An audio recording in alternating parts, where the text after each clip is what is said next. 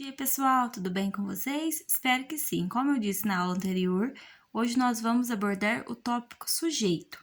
O sujeito é o termo essencial da oração sobre o qual se diz alguma coisa.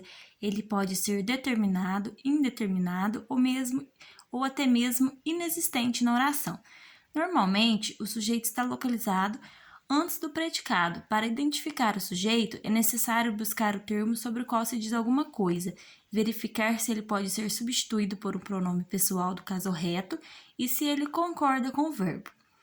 Esse termo pode praticar ou sofrer a ação expressa na oração. Entretanto, também existem orações sem sujeito.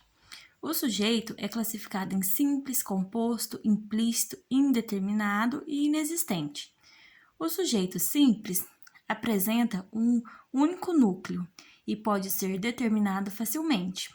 Por exemplo, o filme brasileiro Tatuagem foi premiado no Festival de São Paulo.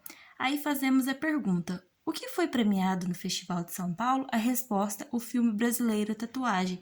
Então aí temos um sujeito simples. O sujeito composto apresenta dois ou mais núcleos facilmente determináveis. Exemplo: a pintura e a fotografia podem eternizar o momento. Fazemos a pergunta: o que pode eternizar o momento?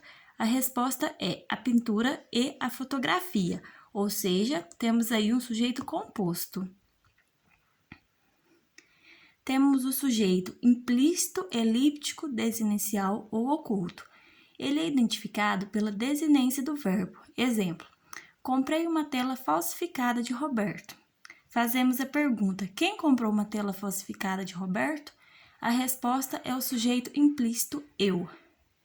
Temos também o sujeito indeterminado.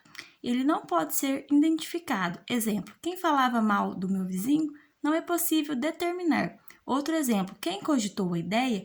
Quando fazemos a pergunta, não sabemos. Então, se trata de um sujeito indeterminado.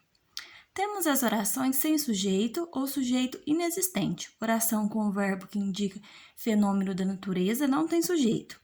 Os casos em que o sujeito é inexistente são verbos que indicam fenômeno da natureza, o verbo haver no sentido de existir ou indicador de tempo decorrido, o verbo fazer, indicador de tempo cronológico ou temperatura, o verbo ir, indicador de tempo cronológico, o verbo estar, indicador de temperatura, e os verbos bastar e chegar no sentido de ser suficiente. Até a próxima aula, pessoal!